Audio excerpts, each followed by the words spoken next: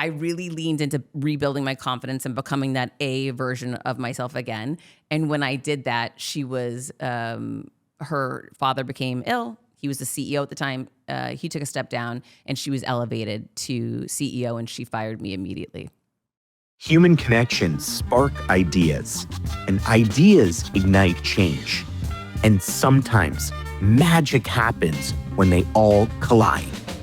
Welcome to the Saif Effect, where conversations lead to unexpected possibilities.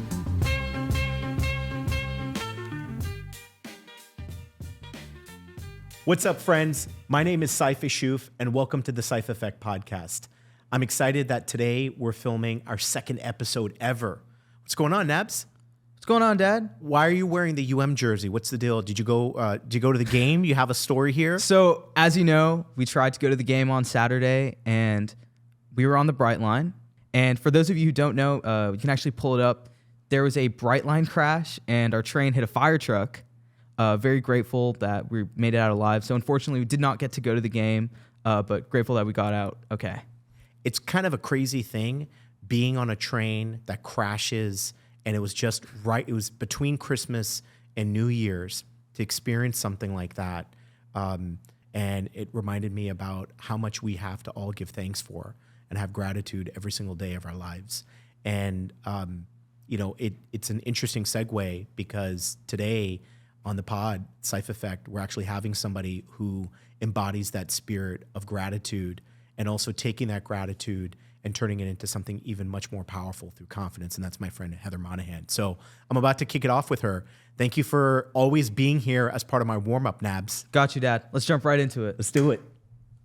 Today, we're sitting down with somebody who embodies the spirit of gratitude and confidence, my dear friend, Heather Monahan.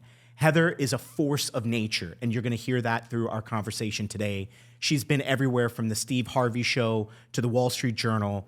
She's globally known as the Confidence Creator, a 2-time best-selling author, podcast host, somebody who has a storied history in radio, from the C-suite to being a single mom to helping to take on adversity and empower so many people, millions of folks around the world. Her podcast, Creating Confidence, ranks among the top business shows globally, and she was recently named a Real Leader Top 50 Global Keynote Speaker and a 2024 Top 20 Executive Coach. But beyond the accolades, Heather's true gift is her ability to help others find their voice and their power. I consider her to be one of those people who has helped imbue me with her wisdom and has given me the ability to find my own voice. That's why I'm so excited to have you on the show. Welcome, Heather. Oh my gosh, I'm so excited to be here. Welcome. How long have we been talking about doing the pod, having you on, and it's 2024, almost 2025, manifesting. I'm so proud of you pulling the trigger and making it happen. Let's do it. Let's do it. Okay, so there's so much that we can go into today, and we're going to touch upon a lot. And worldwide, many people know you as the Confidence Creator, but I want us to jump back into the time machine and get to the origin of your own story. Let's run it back. Let's run back the tape. So I'd love for you to start off by sharing, where did you grow up? I grew up in Worcester, Massachusetts. If you haven't been, please don't go. Definitely not like where we are right now in Miami, Florida. A very different, industrial type of a place. I single mother, 4 kids. We grew up on food stamps. A really challenging jump start for me from the word go. And what was it like in those early days with your siblings? I mean, what were those family bonds like for you? It was like wild because, my mom worked 3 jobs and wasn't around much. So it was 4 kids kind of left oftentimes to their own device, which is interesting. Thankfully for me, I was a born leader. So I kind of like orchestrated everybody, but also it was just wild. It was definitely different than our kids are growing up currently. And what did little Heather want to be when she grew up at that point? Back then, I wanted to be an actress until somebody said to me, oh my gosh, you can't do that. That's like 0.01% of the world. Ironically, now I make my living taking stages, around the world. So it's kind of funny. It's not that far off of what I guess I really wanted to do when I was a little kid. It is fascinating that when we're young, we have these ideas of what we want to be. And sometimes the narrative is still interwoven. For me, I grew up, Muhammad Ali is one of my biggest influences. And so I did, when I was a little kid, think I wanted to be a boxer, but I think it did impact me because I think about Muhammad Ali's life outside of the ring and the work that he did in building community and building bonds of understanding. So you get to do that in your journey. Let's skip forward a little bit to your entrance into career life. So what was that transition like from college to career, those first early jobs? What did you do, Heather? Like, Oh my where gosh, did you funny. start? This is actually a good story. So much of what I talk about is it's not rejection, it's redirection, right? And when you start embracing that and owning it and getting excited about it, literally miracles open up for you. So I got into sales right out of college because I was a bartender and I would just ask who had the nicest car. And I'm like, what do you do for a living? That was my strategy. And so I found this guy and he's like, I'm in the wine business. I sell, you should sell. I'm like, of course I should. So I got into the wine business, became the number one salesperson within the company in the first year. Of course you did. Of course I did. And we don't play small people. And all of a sudden I was sexually harassed at work, right? This is before the Me Too movement and all of that. And so I quit because I couldn't stomach going to work anymore. I hated it. I was living with my boyfriend at the time, who I thought I was 100% marrying. Like, this was it. We were in love together for years. And one day I came home and he had cheated on me.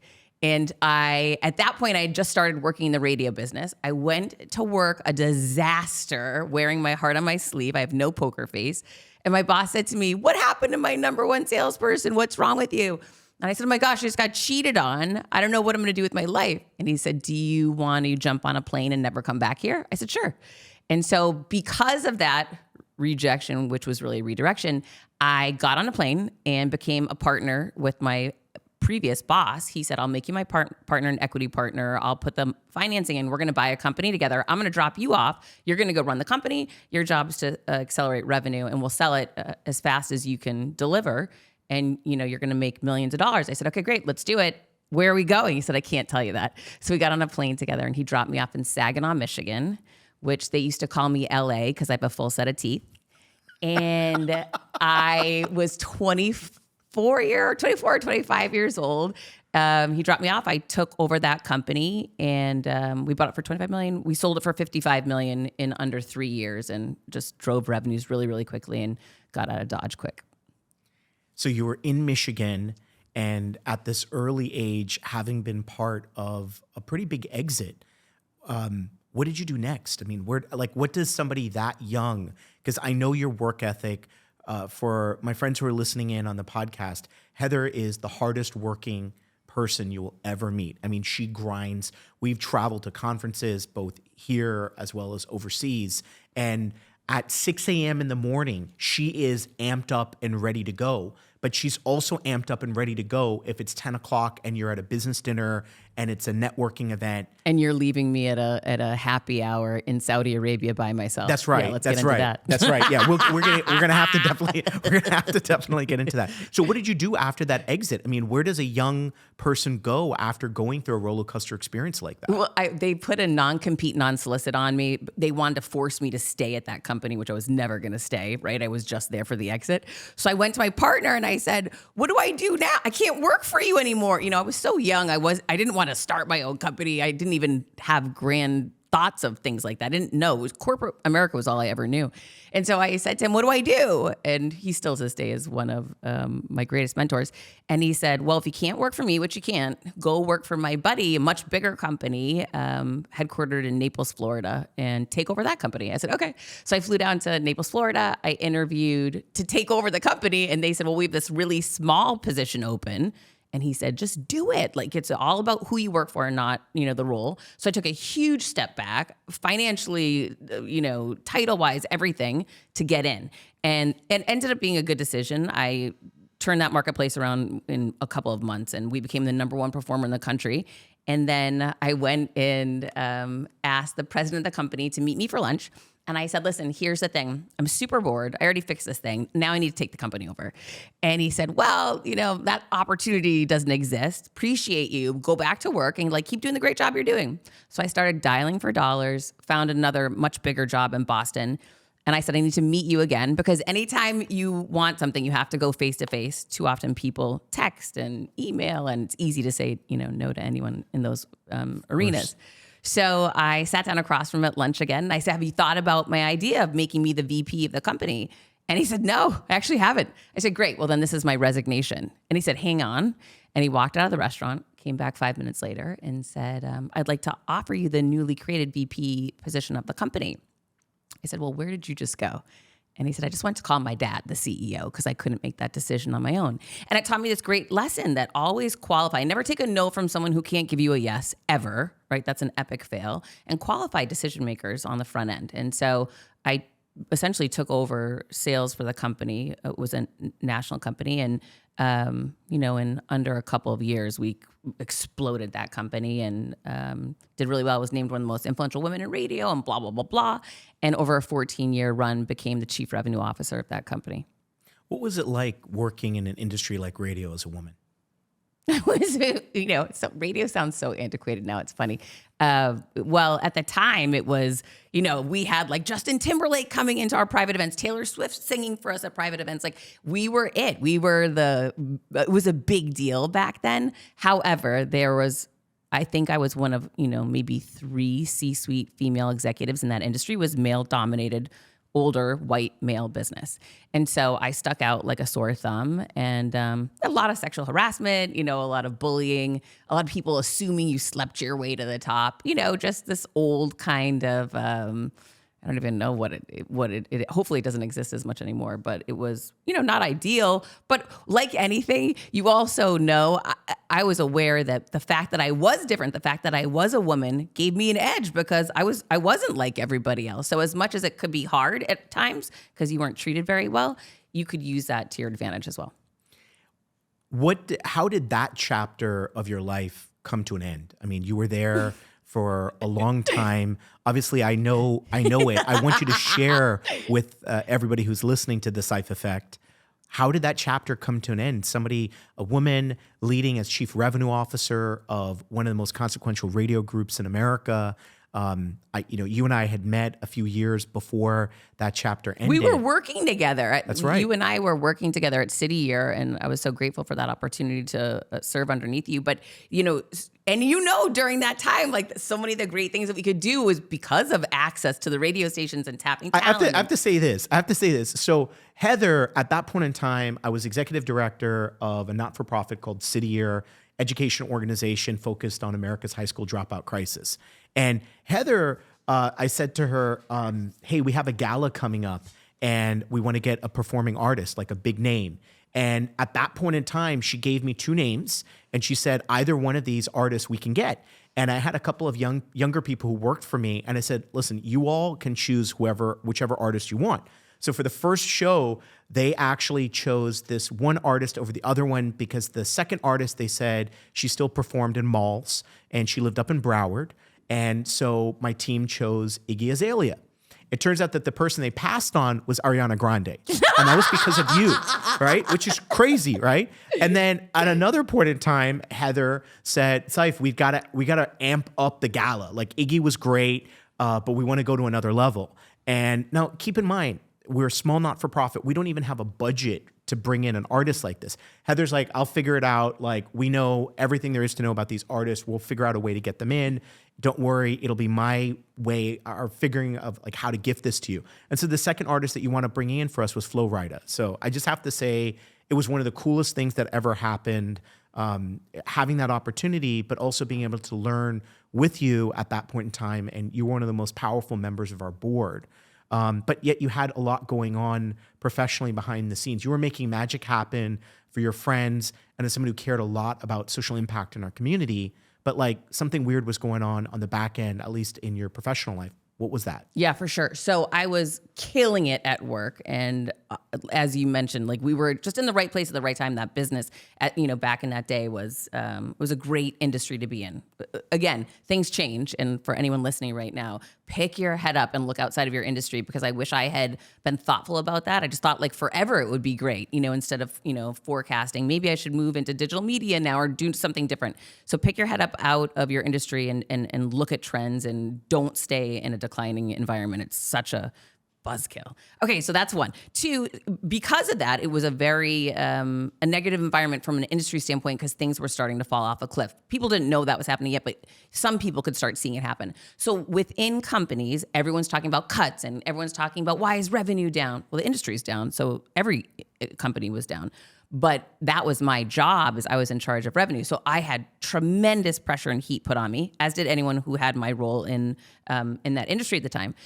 So behind the scenes, people would start taking shots at me. And there was one person in particular, the only other female on the C-suite team, really disliked me. And so she would constantly be, trying to do anything to stab me in the back, to undermine me, to set me up.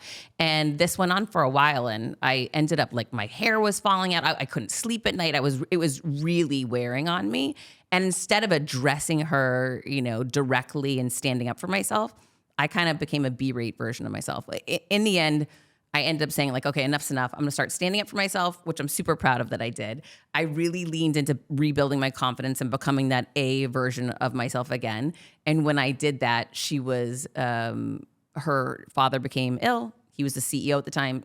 He took a step down and she was elevated to CEO and she fired me immediately. It's crazy because I remember when that happened, the idea that you were at the peak of your career.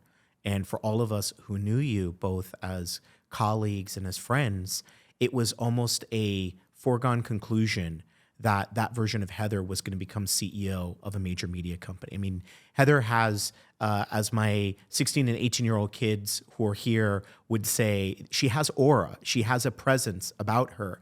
But the aura is not something that's manufactured. It's something that really emanates from deep within you. What did it feel like? I mean, what was that first night when you got home and you just sort of finally had a moment to breathe after getting fired like that? Well, I'll tell you even before that, this is what I'm so proud of. This is so bad. What I did, I freaking love it, is this woman she was very tiny and I'm larger than life. And so for her and I dominate every room, that we're in. And again, that's probably why she didn't like me, which is fine. Not everyone's going to like you. I'm not vanilla. We're fine with that. So I was sitting there and she was standing over me, this little tiny person, but trying to act so large. I remember it so crystal clear. I wish I had tape on this thing. It's so good what I did. And so she stood over me and I'd seen this movie 87 times. I'm on the C-suite team. We've terminated so many people in this industry in decline. As I mentioned, we were always cutting. And so she's standing over me, trying to intimidate me.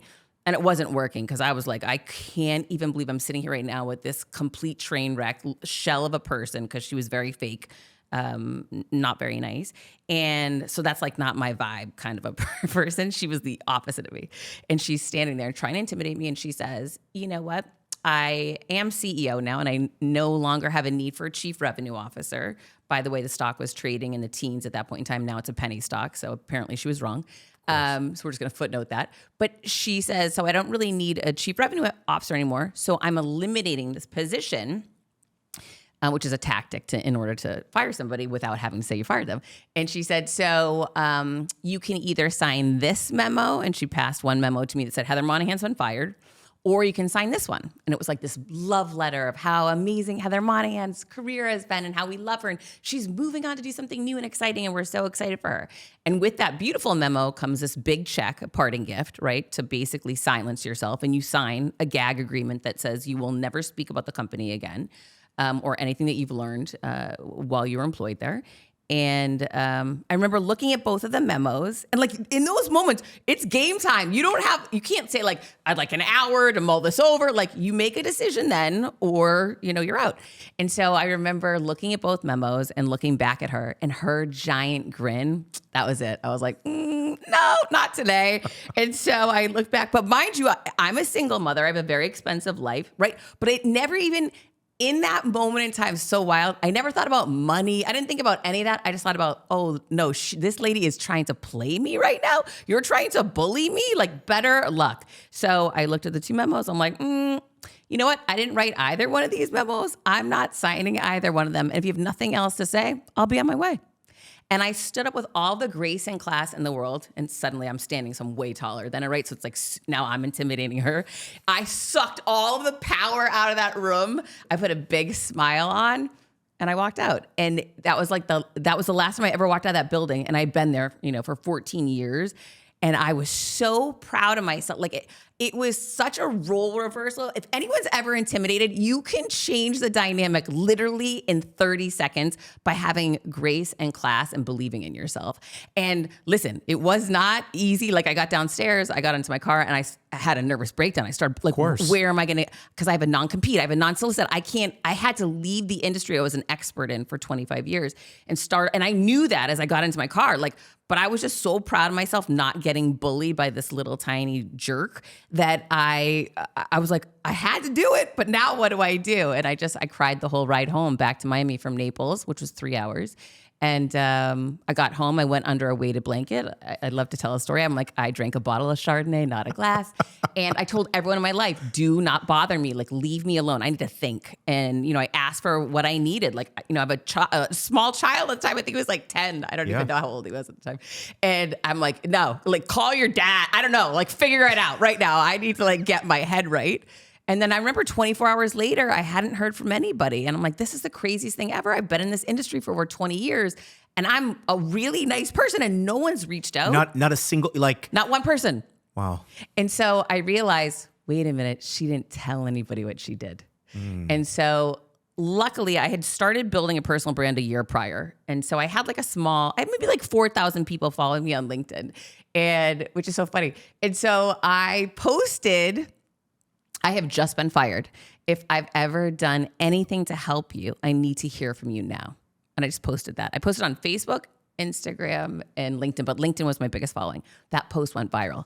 And immediately people started calling me, my friends, saying, take that post down. It looks so pathetic. And I remember thinking, it's not pathetic. It actually really, truly happened to me. And I don't feel bad. Yes, I got fired, and I think some people have a negative connotation with that, but I didn't steal money, hurt people. I was showed up as my great version of me, trying to do good in the world, and she didn't like me. You don't need to feel bad about that. Instead, you could say plot twist, and I'm on to something different, right? So I just thought, you know what, I'm leaving that post up regardless of what everyone's telling me to do. And that post landed me on the Elvis Duran show, and that changed the trajectory of my life. It's crazy how in just a singular moment, you went from that experience of being fired, switching around the energy and not allowing anybody to take away your confidence from you, somebody who is clearly bullying you, taking advantage of you. Trying to, very, very unsuccessfully. And while you were at your rock bottom, also finding within you an authentic voice. Where does that come from, Heather? Jeez, I don't know. I mean, if we could have that answer, you and I would both be billionaires. Are you kidding me? I have no idea. I don't know, probably from being backed against a wall other times in my life, probably from being sexually harassed at that first job, probably from having the boyfriend cheat on me, probably from growing up on food stamps, right? Like when you've been in really awful situations and then you survived and you actually came out on top and something great, one door closed and a better one open, you start saying wait a minute, I've seen this movie before. And I remember thinking this when I wrote my first book, Confidence Creator. Wait a minute, I've seen this movie before. This is my bounce back. This is what I do. This is my jump off point. Something great's about to happen. I'm gonna start getting excited about it.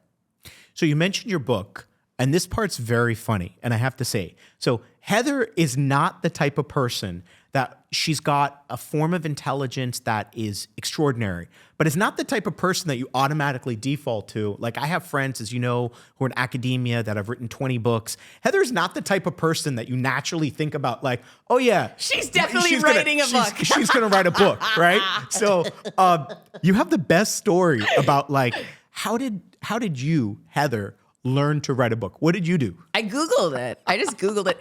But even to back it up for a moment before that, I was on the Elvis Duran show, as I mentioned, and he halfway through the interview looked at me and said, well, obviously you're writing a book. And I said, well, obviously, but I wasn't. But it was so cool because he had this conviction and this belief and confidence in me that I didn't have. And I took it and I ran with it. So I jumped on the plane after I left him and I Googled, how do you write a book? And it basically said you have to sit down and right. I'm like, oh my gosh, I just got fired. I have nothing else I can do. I can't go back to my industry I'm an expert in. I have to do something new, different. Okay, I'll do this. So I just started writing. And through that process of writing, and then as you were about ready to release the book and it was getting out there, what was your inner circle? Were people like jumping up and down, with excitement? Or were there even people in your own family and your life that were like, hey, hit pause, what are you about to do here? Yeah, so the week before it came out, I circled it to my inner family, my brothers, sisters, my parents. And my mom stopped talking to me. My sister, who is like, perfect score on the SATs, PhD, Barack Obama was her professor, like the person that should have written 27 books, not me. She said, you're going to get sued. You've got to trash this idea. It was a terrible idea. You've wasted all this time trying to protect me, of course, right? My mother was upset because I shared that we had been grown up poor and she didn't want to resurface old feelings. And then my brothers are like always my champions. So they were like, whatever, we're not going to read it because we don't want to read your book, but yes, like go for it, kid. And so I remember thinking like, this is a show. This is a disaster. But luckily I made one good decision in that moment. I called my editor. He had written 19 books.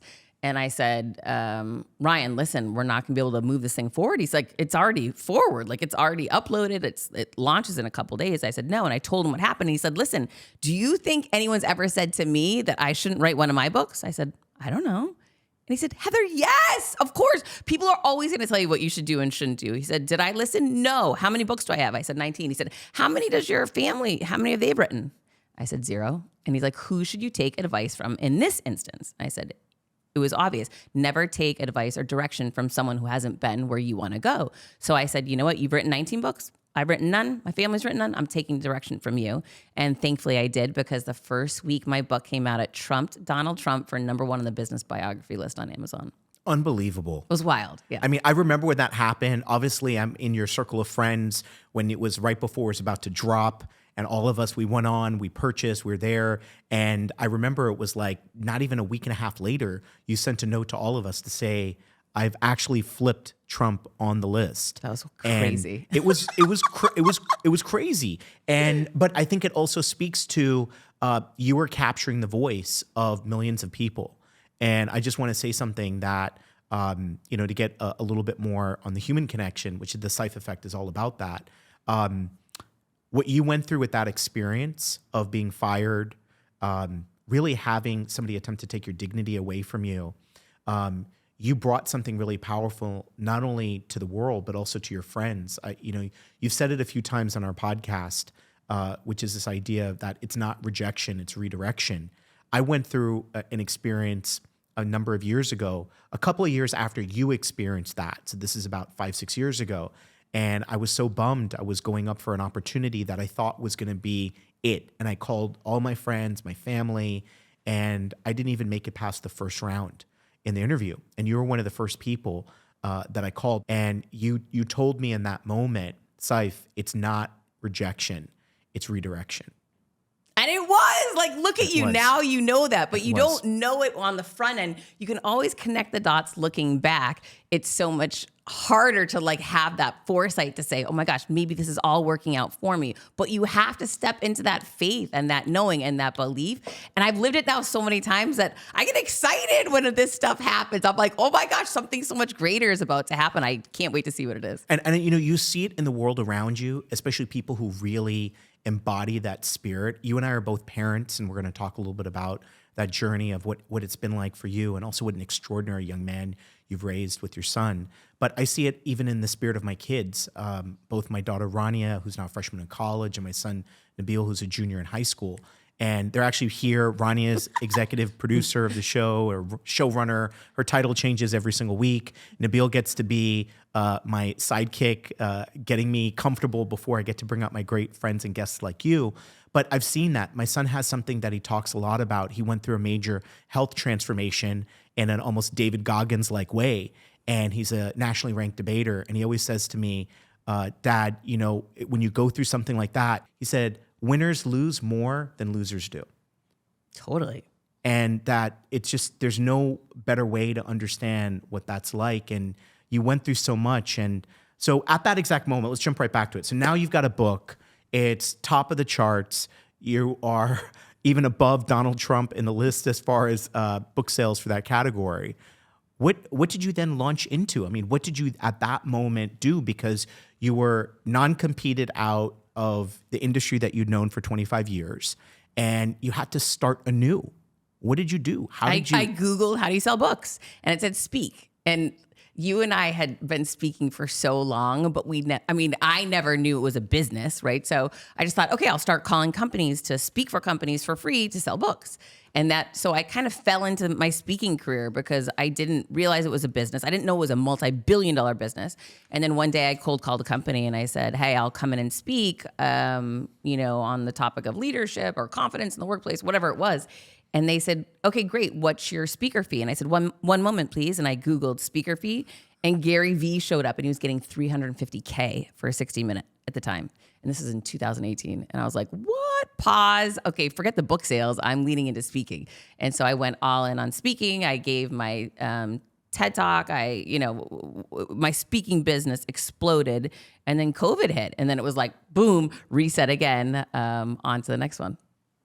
So in that moment of that roller coaster of having a wildly successful book, then pivoting not only as an author to being a keynote speaker, for anybody who's listening to the Saif Effect show, you definitely want to look up Heather's TED Talk, as well as, of course, her pod. But her TED Talk is something that I reference a lot of times, especially for friends of mine that want to get some sort of internal inspiration. Another aspect of your life that I really admire as somebody who's also a person of faith is how spirituality has been your armor.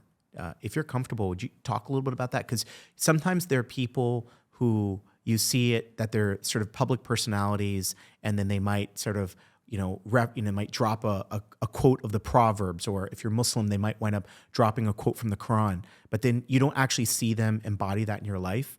How has your faith been a light for you in your life? Oh my gosh. Well, my son is like definitely the true leader of spirituality and Jesus Christ in my family for sure. He's the one that I defer to. But in 2020, I grew up Catholic. And I always had my son in religious school systems. And, obviously we go all in on God. However, since the time I'd been divorced, we had stopped going to church, other than holidays, like many people do.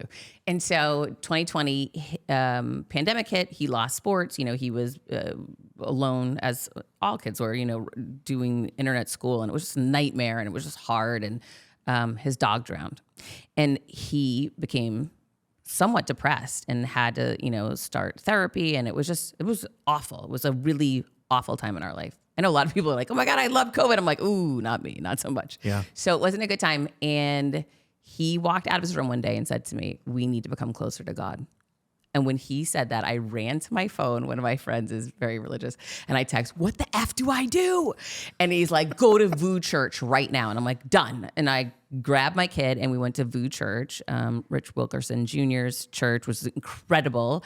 And that was 2020, right when things were opening up. And it has been a massive part of our life for the last 4 years. And my son is so close to God. I am so close to God. Like this, yet again, a horrible situation made something so beautiful and amazing. And you don't need Givenchy, you need Jesus. I love that.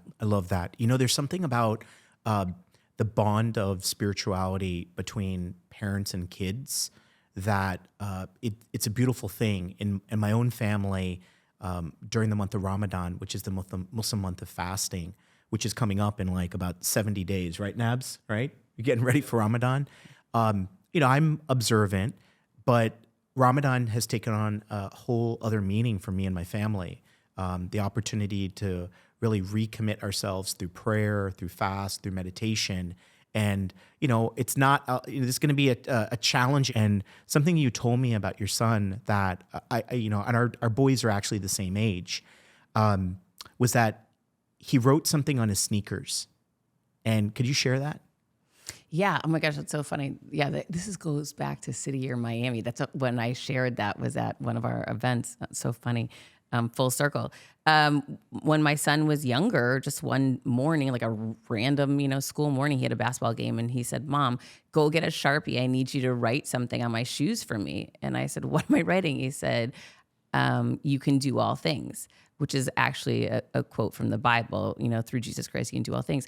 And so I wrote that on a shoe. And as I was doing it, I'm like, well, why am I doing this? And he remember he said to me, he said, you need to find inner strength and confidence in really low moments in life. And I'm setting myself up for success going into the game, knowing if I don't play well in the first quarter or first half, I might get down on myself. I need to be able to remind myself when I don't need to look to, you know, the stadiums or to somebody else or my teammates. I need to look to myself. I need to look within. And on this instance, I can look to my shoes and look to this verse and remind myself that through Jesus Christ, I can do all things. I think in reference point to you, that in the journey that you went through as a single mom, the roller coaster that you went through in your career, that you put something very, very special into your son. And it's something that for those of us who know you very well, it stands out a lot. I want to say I respect that a lot. And it's among the many reasons why I think so many people, when you then got into this chapter of your life where you've got a successful podcast, you are a global keynote speaker, you are a 2-time published author, one of the monikers you're known by is the confidence creator, has become synonymous with the name Heather Monahan. I think it's just intertwined. What does that phrase mean to you? It's so weird because I spent 25 years of my life being a very successful leader in the sales arena, right? So to me, that's what I'm known for, sales and sales leadership. I did it for over 2 decades. However, it's like that disappeared overnight when my first book, Confidence Creator, came out. But this is like, I truly believe you're divinely led when you step into your purpose and your passion in life and start allowing God to unlock those doors for you and be shown to the direction you're really supposed to go. This was my real calling. Always. It wasn't about sales and sales leadership in corporate America and making rich people richer, which is essentially what I did for a long time. But now it's about helping people and making the world a better place by allowing people to empower themselves through the trials and tribulations that I've had, and the things that I've learned, the techniques that I've learned, and giving those techniques and tools to others. And it's amazing. Like here we are on New Year's Eve recording this, and my phone just blows up all day with people writing how I changed their life in 2024. So many of them I never even met, right? It's through the podcast, it's through the books, it's through blog posts, it's through posts on social media. And it's this amazing domino effect that you can have when you just show up as that real version of you, stepping into the work that you're meant to be doing and hoping that it can benefit and help one person. And I'm just so grateful for it all. Something that I love about the approach that you take, Heather, because sometimes there are people who are in the business of positivity that then don't marry that with accountability. For those of us who are your friends, and this is not like, I'm not a client, I'm not a financial beneficiary of anything. You and our families have a bond of deep human connection. There's nothing beyond that. Mm-hmm. But you're also one of the toughest people when it comes to accountability. I mean, it's like, it could be confidence creator followed up by like, suck it up, buttercup. Like, I mean, can you break that down a little bit? Because you are also you hold us accountable. You hold people accountable. Oh my gosh, you're making me sound a little tougher. No, but it's true, but it's effective. I know, I've seen it. It's not, there are some people who give the empty message of simply manifest and the universe will open up. Oh no, that's BS. Yeah, no, that's not real. No, you got to put the work in. It's like what you've seen with your son and the transformation. It didn't happen by just wishing it, right? Like, listen, change happens when you hold yourself accountable, clearly define goals, and then set an action plan to actually deliver on it. Yes, there are moments that are miraculous and amazing things happen, and you're like, wait, wow, that was not from me. And I'm so grateful for those moments. But the things you can rely on are the things that you actually take action on and hold yourself accountable to. So accountability is it's been a huge part of my success in life and my health, in relationships. I have a group of 30 best friends that we've been together since we were 15 years old. And people are always like, you're so lucky for that. Oh, hell no, we're not lucky. It's about accountability. It's about showing up. It's about, I fly home every Thanksgiving. I spend, weeks there. My girlfriend's daughter's here. I'm like, come to my home, come stay at my house. Like, you make sacrifices and make people priorities. And that level of accountability with friendship creates long lifetime friendship. So it's not by chance. Again, like, it doesn't matter what aspect of your life it's in. It's all about, get clear on what you want. Stop making excuses, for not having what it is that, you're ending up with, and take the necessary action and change to go get what you want. That accountability is so important. In my faith tradition, Muslims, we have a phrase that we go back to, and it says, "Put your faith in God, but tie your camel." And I think a lot of people forget that second part, where it's like, yes, you have to believe in something bigger than you. If you're a person of faith, God being there, but if you don't tie your camel, you're going to wake up in the morning in the middle of the desert. I thought you were going to say assalamu alaikum. I will. All right. So that's a good. Okay. So that's like a perfect. Okay, that's a perfect pivot right there. So okay, we gotta get ourselves ready. So last year, right, in 2023, Heather and I start to have this conversation about, we're gonna hit the road. Heather, we got to get you to the Middle East. Like, you've got, such an important message to bring to the Middle East, and particularly the Gulf countries like Saudi and UAE. And then what do you know? An opportunity comes both of our ways. The largest technology conference in the world, right? In Saudi. And they come knocking.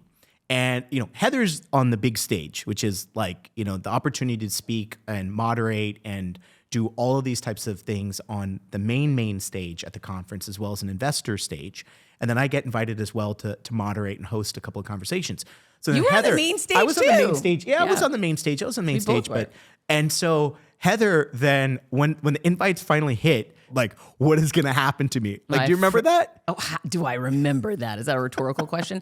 I freaked out. I'm the whitest white girl in America. And I'm like Miss America, like a blonde hair, blue eyes, she's like practicing. A glass of milk. She's like practicing. Like, she's like, she would even be like, I rewatch Coming to America. Assalamu alaikum. I was like, no, Heather, like, you have to like actually get it down. I don't know. So yes, all of those things are true. She is a girl from Worcester, Massachusetts, and all of a sudden she found herself in the Middle East, literally in the largest technology conference in the world. And there was only a handful of Americans there. Yes. And thank God that you guys were with me. I don't know how I would have done it otherwise. But it's one of those things that I was so scared to go. Because if a lot of my friends had like talked to, security professionals and told me this was crazy and that I could get kidnapped and I could get killed, and the fear mongering that went on, because people care about me, right? Of course. But I was so petrified. However, one of the great things I've learned in life is fear is a green light that means go and go faster, right? So if I start feeling scared about something, I know that even if I don't want to do it, I have got to make myself do it. Reconnect to your why. The whole reason I was going was I was going to have the chance to show women what they could do, because I knew I was going to be one of very few women taking these big stages, and that I know I can show up and do a great job for them, and I know I can connect with them and tell them I'm not perfect, and like tell them that it's scary, but that I'm here and that they can be here too. And so I just kept connecting to that message in my mind. I was scared to death. Yes, Xanax was involved on the flight.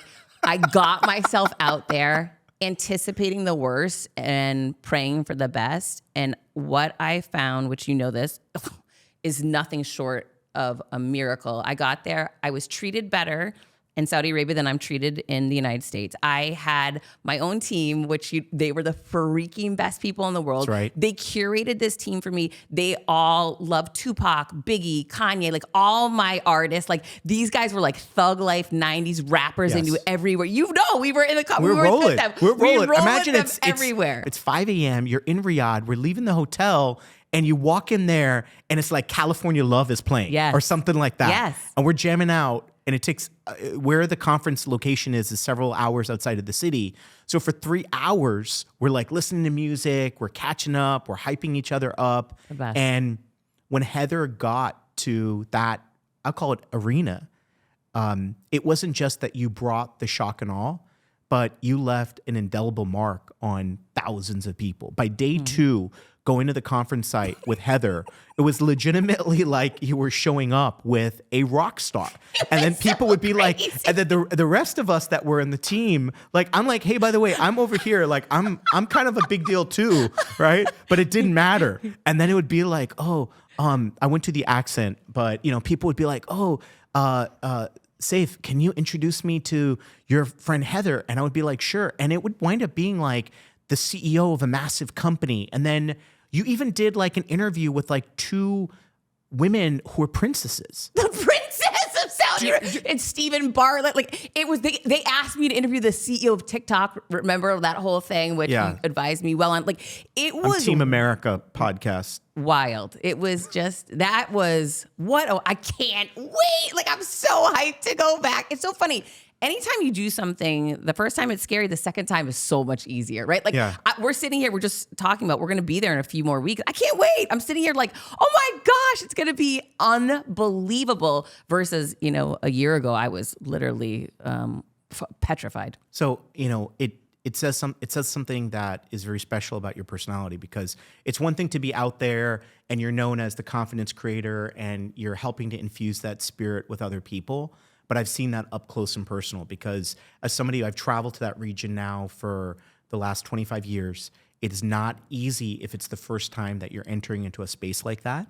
And yet within a day, Heather was there. She was drinking way too much Arab coffee. I was like, Heather, slow down. This Arab coffee is like cafecito times 100, right? Like one little, the Arab coffee that they crush the cardamom. It doesn't look like coffee. You think you're drinking tea, and then like 36 hours later, you find you haven't slept. You're still awake, right? It was incredible. But you showed in that moment that the confidence creator movement that you started, it starts from something within you. And I know it really, really stood out. What's something in your journey that you've seen as a common thing that holds people back from channeling their confidence? I mean, across different walks of life, different experiences, what is something that, you get approached by people everywhere, and you speak in fancy conferences, you speak in smaller, intimate gatherings. What's a common thing that holds people back from finding their confidence? I'll tell you two things that come to mind. One is if you're around someone who's negative and or trying to hold you back and you're not dealing with it. That, remember I mentioned that happened to me. So I allowed that to go on. And for anyone listening, if you know like, oh yeah, there's that negative, energy drainer, that's a person, you got to cut that person. When you cut negative people out of your life, you create space to allow positive people to come in and uplift you. And that will set your confidence. Like it's making this claim to yourself, the universe, the world, like I deserve better than this. Like this is not okay. I'm not settling anymore. That is a huge statement and does so much for your confidence. The other thing I would say is, and just like universal, is that the stories you tell yourself. So growing up, I was the social one. My sister was the smart one. I'm doing air quotes.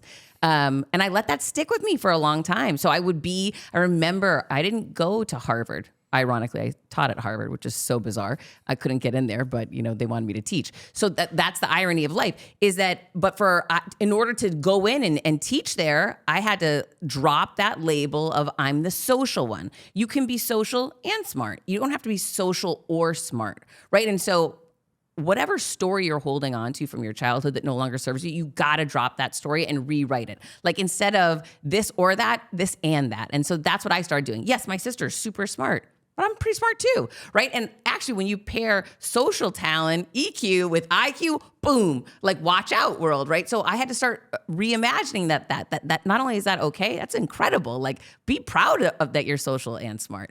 And so putting that together. So I told myself a new story versus the one that had been told to me when I was a child. That idea of getting out of these narratives that we wind up playing on loop in our brain is really one of the most powerful things. I've seen it even in the lives of my own family. My daughter, Rania, is 18 years old. She's a freshman in college. She often finds herself being one of the only young women in some of the spaces that she's in her university. She's very active in their AI organizations and their product building organizations. And something that I really admire about her is that she has that unique blend of IQ and EQ. And it's something that I think comes from, you talk about who are the people around you. I want to touch upon something, and I want to read it here because it really stood out. Something that you posted on your social media recently. Oh, boy. And I'm going to read it. It said, "It's all about the who, not the how. Get yourself in the rooms with the right people, and suddenly the how reveals itself." So true. So that's that's a quote from one of my business partners in LA, Tracy Holland, who's incredible, so brilliant. She's constantly saying to me, whenever we hit a roadblock or a challenge, she's like, stop. I don't want to talk about how we're going to do it. Let's talk about who the person is we need to tap.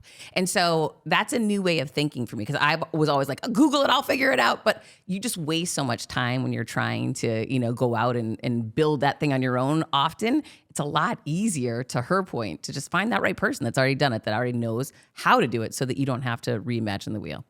It's an interesting thing because for those of us, I'm a small business owner growing Lab 22C, you're building your own empire. You begin to realize when you start your business, and this is my second chapter in entrepreneurship.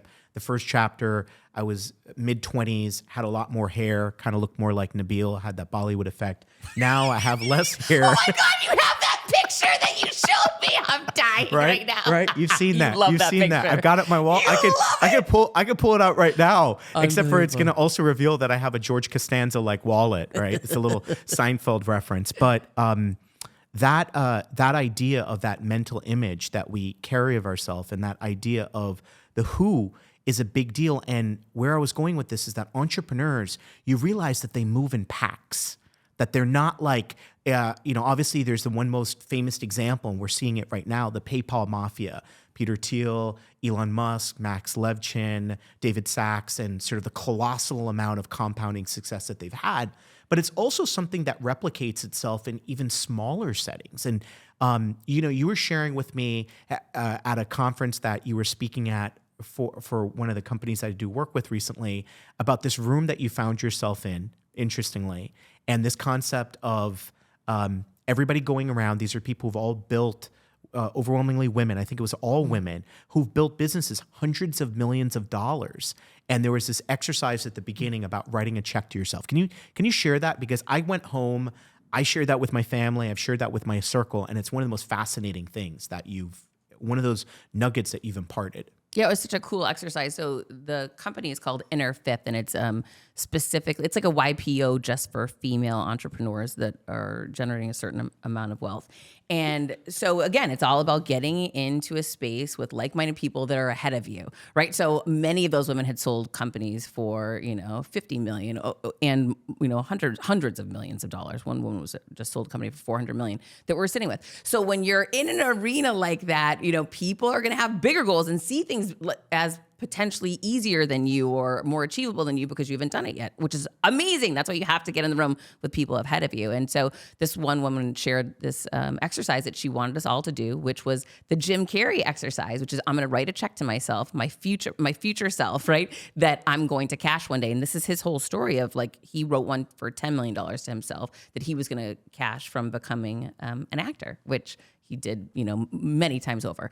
But it's about like future casting this life that you're going to have. And so you have to declare it. You have to write it down and you have to write that check. So we did that. And in that exercise, I was like, okay, I don't even remember what the number was now. I have to think about it. But let's say I don't know, let's say I wrote it for 5 million or 10 million. I don't remember what the number was. Anyways, everybody around me had done it for so much more. And when my partner saw that, she was like, wait a minute, like, what are you talking about? That is not a big enough number. Like, we got to take that number up to the next level. And as you saw, it was real for everybody else was doing it like 100 million, 300 million, 500 million. I mean, people were writing these numbers to themselves to write just on their own that they're, going to be, and I'm like, oh my God, it makes you pause and say, well, why not? If it's them, why not me? Like, why can't I? Of course I can. Like, there's nothing different. Yeah, they're different, but we're all in the same meeting. We're all here together. Of course I can write a check for 500 million, 300 million to myself as well. So it forced me to level up and start running at that next level and thinking bigger. And the minute you do it, you start thinking, okay, now how am I going to get there? Right? And so suddenly you shift the way that you're thinking and you can't think so small anymore. I love that. There's a famous quote, make no small plans. And you are somebody that when you shared that, it really, really stood out. I want to go back to, you speak all over the world, right? So you get to travel in addition to your work with helping to coach smaller groups of individuals. And, what is a universal truth that you found about confidence that cuts across culture, that cuts across gender? What is something about confidence that really stands out? It's a one thing that changes everything. It doesn't matter if it's confidence to ask somebody on a date. So it's like in your personal life, or confidence to go into the gym and start the workout when you haven't been going, right? And like confidence to ask for the promotion, confidence to take the risk. It's the one thing that will absolutely change everything in all aspects of your life. And the other thing that I notice is that it ebbs and flows. But there's moments and times I've seen you as an entrepreneur not feel as confident, right? Like, yes. right. So there's ebbs and flows, and it's okay. It's about embracing that, giving yourself grace for it, and saying like, okay, I can lean in and feel good about the things I am confident right now, knowing that these other things are going to come around. Here's some of the things that I can do to improve them. Like, what action steps can I take? And then celebrate and be grateful for the parts that are going well, and you'll bring more of that into your life. One of the things on the Saif Effect we love to do with our guests is actually try to extract from them some really, really practical advice about something that I think that they've really excelled at. And I think that they're probably amongst the best in the world. And with you, Heather, something that really stood out, and you actually mentioned it at the beginning of the pod. You said that at the time when you announced that I've been fired, you had 4,000 followers on LinkedIn. Between there and now, you are a juggernaut on social platforms, in particular in LinkedIn. And, I'd love for you to share, you don't have to give up the secret recipe, but what are 3 or 4 of the key elements that got you from where you were, 4,000 followers on LinkedIn, to now being a juggernaut? By the way, I've built my LinkedIn audience up quite a bit, but share with our audience some practical things that you've done between then and now that has resulted in this almost, I would say, like 200x or 150x growth in your LinkedIn footprint. Yeah, hundreds of thousands of followers. I don't even know it anymore. Like maybe 350,000, 400,000. I don't know, but a lot. And so the key is consistency. Nobody wants to hear that. But 7 years, I've been showing up every single day. So that's something. Like, people want to discredit that. No, the key is to just keep showing up, right? And if 7 years ago was the right time to start, today's the only time. Start today, and just be consistent. The other thing is success leaves clues. So like, data doesn't lie. Constantly focus on the data. Things are changing, algorithms change, but I'm always looking at the numbers, right? So just like running a business, I go back to the numbers, like what's getting the most reach? Why is that working? Alex Hormozi's doing well lately. Okay, I got to go watch. Oh, he stopped using hashtags. Ooh, test it. Let's test. Data doesn't lie. Okay, no more hashtags, guys. Let's stop that for right now. But I test and try. And I pay attention all the time and analyze what's working. For me, what works more than me giving business lessons, that works sometimes, but and I test and try different things. But the thing that I notice people like the most is the personal. They want to hear your fails. They want to hear that I was going to give a talk and the guy got booed off the stage before me and I got so nervous I didn't know what to do. Like, they want to hear the real stuff and how did you handle it? And it doesn't all have to be pretty and go perfectly. They want to know that you're real and that you struggle too. That's what I see resonate real strong with my community. But there's like, right now it's doing really well is like those catchphrases and, these, you're not going to believe what happened, ... Like, it's a cliff. Wait, what happened? Yeah. I got to click into this and find out what's going on. Like, it's a hook, some powerful hook. Those are working really well right now. Hashtags are not working well on LinkedIn at all. Selfies are crushing it. Videos not doing as well. But again, these things all change. So it's about looking at data, looking at analytics, looking at what's working and knowing success leaves clues. Keep testing and trying, and don't get caught up in like, I don't have a lot of followers yet. I didn't either. It reminds me of something that Mr. Beast said. Jimmy Donaldson, who, as we all know, is the most powerful force on YouTube. He said that a lot of times people will come to him and say, they'll complain that their videos are not getting traction. And there's this new like manifesto that came out, which is actually information from Mr. Beast's company about like all the expectations that he has of his team. It's really, really extraordinary. But one of the things that he says to people who come to him and lament the videos not doing well is he said, don't come to me and complain on your first or second or your third video. He said, tell me what is it like when you're at video 100, and every single video, can you get 10% better between each video to the next one?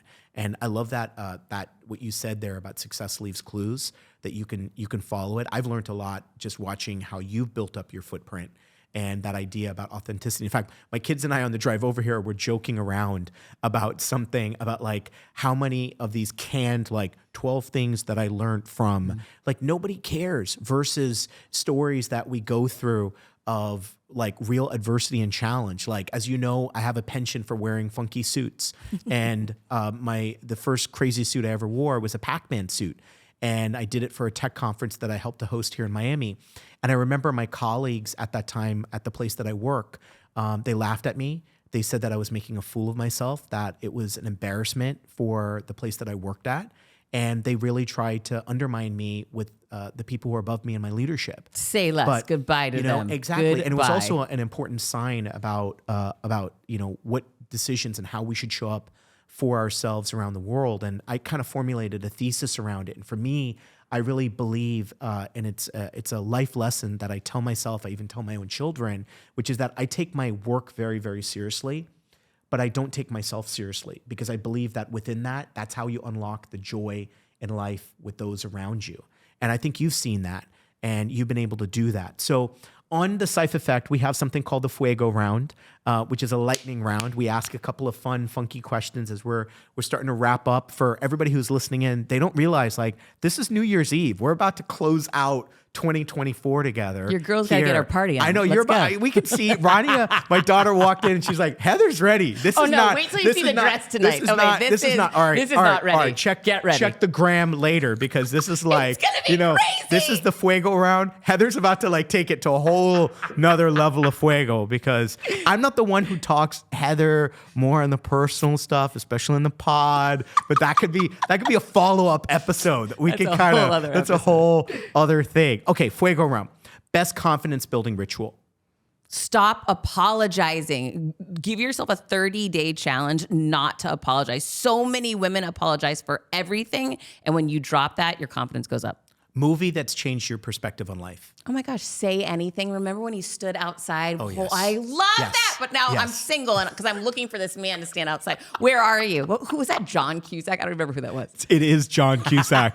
And he has a great line in there when I think his girlfriend's dad asked him, "What do? You know what the answer was?" No. He said, "Kickboxing. It's the sport of the future." John Cusack had like a crystal ball. He was right. Why He do was we know right. this? I don't know why I remember that. Okay. Favorite Miami spot to hang with your son? What's the spot? This is terrible. My son is obsessed with dirty French lately. These boys Yeah. eat so much I meat. know. It's I disgusting, know. horrifying. Like, I'm heading right over to the fresh market right now as soon as I leave you before I go home. It is Grass-fed beef, tallow. Yes, It's gotta and they're be- so particular about all of it. Yeah. It's like no seed oils, Oh my all of that.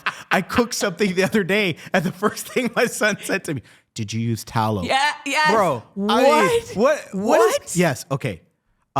Dream speaking venue you haven't conquered yet. White House. I think It's I could happening. see- It's already happening. I was getting off the stage in DC, and this woman approached me and said, "Heather, I'm from the White House." And I was like, "I knew it. I'm so hyped up. Like, when do I come on?" She's like, "What are you talking about?" I'm like, she's like, "I just wanted to let you know I'm from the White House and you were amazing." And I'm like, "Okay, but are you booking me?" She's like, Yeah. "Not today." But I'm like, "Okay, give me your number."